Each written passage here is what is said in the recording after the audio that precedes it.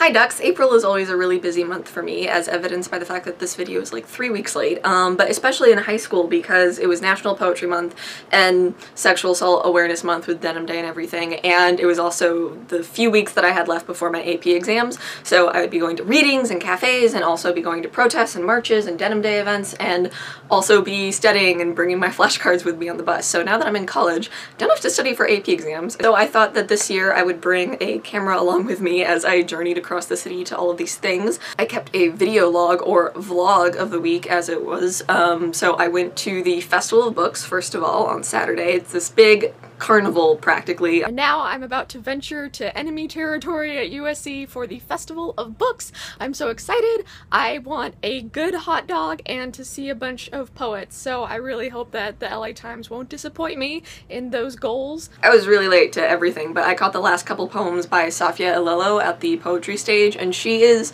so amazing. I'll post the link below, but I just read in an interview that when she does readings, she doesn't do stage banter, like she doesn't pause between poems to like let people breathe, she just keeps going, and I definitely felt that it was so powerful and her writing is just amazing. So I was not at Festival of Books as much as I would have liked to because I slept in too late. Beyond Baroque, which is one of the oldest poetry orgs in LA, gave me their new anthology, and I got a donut from Get Lit and I read a poem on the stage. That was nice. Where is it? This is the anthology, by the way. It's really, really good. I cried just reading the intro. It's all Los Angeles based poets, which, you know, just makes me happy. And then Sunday was the final for Get Lit Classic Slam. I went swimming twice this weekend, and now I get to go to more poetry events. My hair needs more conditioner, but my mind is enlightened. I'm really hoping that the VIP green room at the Orpheum has a cheese plate, because that's what I want now. Competed in that competition when I was in my freshman year of high school, and it was so fun. And what I love about it now, and I realize now that I'm not like a student competing in it, but I'm like a little bit older, is that walking into this big beautiful theater in downtown Los Angeles, and there's like a red carpet and photography areas and you're all mic'd up and there's all these stage lights. It's so important that we have a space and a set day where we can make our youth writers, our local youth poets, feel like rock stars. I mean, this is my spiel. So many public schools in Los Angeles don't have proper guidance counselors, let alone fully fledged English and theater and creative writing departments, so like the classic poetry program fulfills a lot of needs, and I was a benefit of that, and it really means a lot to me that I can help other kids benefit. Hey Monique! Was it a video? It was a video. Woo!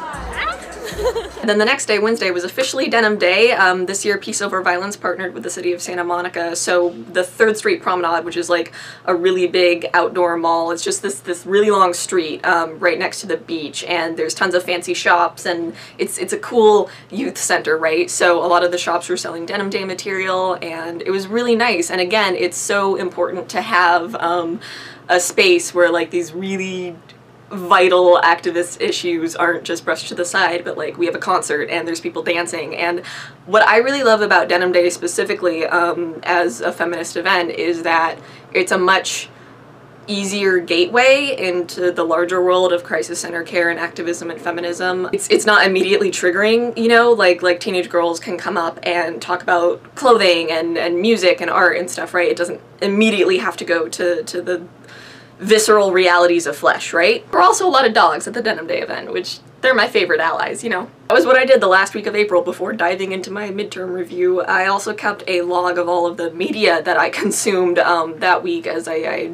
traveled via public transportation. I listened to the On Being podcast with Naomi Shihab Nye, who I've met before, and she's just the most wonderful lady, and it was so great. She's a poet, she's just the most wonderful poet, and she talked about how when her son was growing up, she would wake him up every day by reciting a poem outside of his door.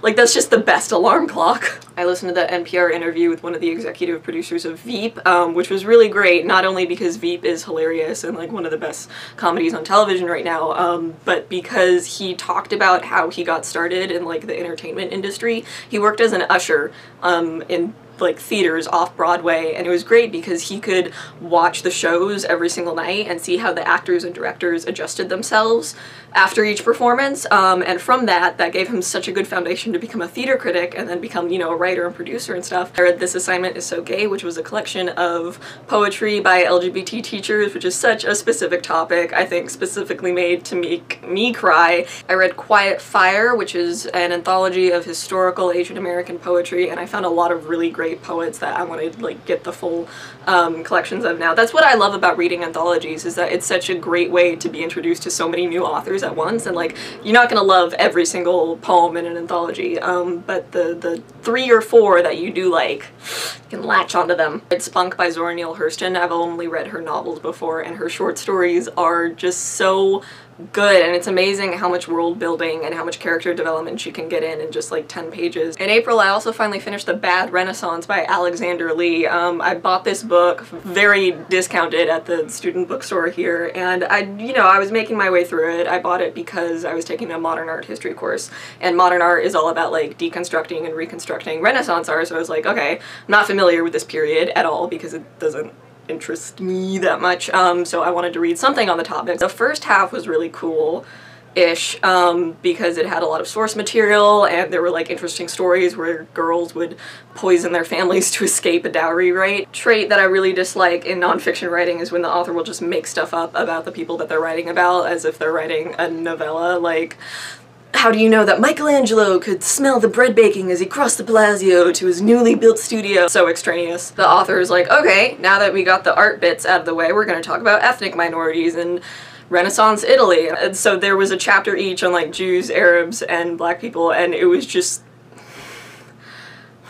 anything that you could tick off on like, oh, this is really racist writing about Jews, Arabs, and black people in Renaissance Italy. This dude just he hit bingo multiple times. It was like 1 AM when I finished the book, and I was mad, so I looked up the author online, and apparently he is a Conservative Party journal activist for the Conservative Party in the UK, which just explains so much. And you know, it's my fault for reading art history by a white dude. I usually only talk about books that I actually like, so this is just a heads up. Don't read it. It looks interesting, the cover's cool, don't read it. In much happier news, today's fact is that my book, Branches, my first official proper poetry collection that I didn't make at Staples, will be out June 10th, and we're having a bit of a release party at the Downtown Public Library in downtown Los Angeles, so I have all of the info for that in the description below. I really hope that you can make it if you're local.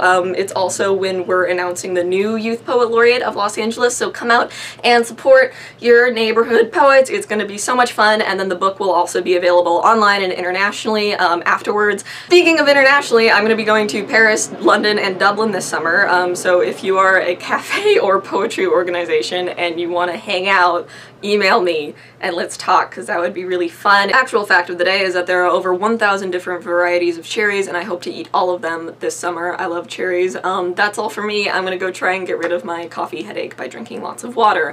Later, nerds!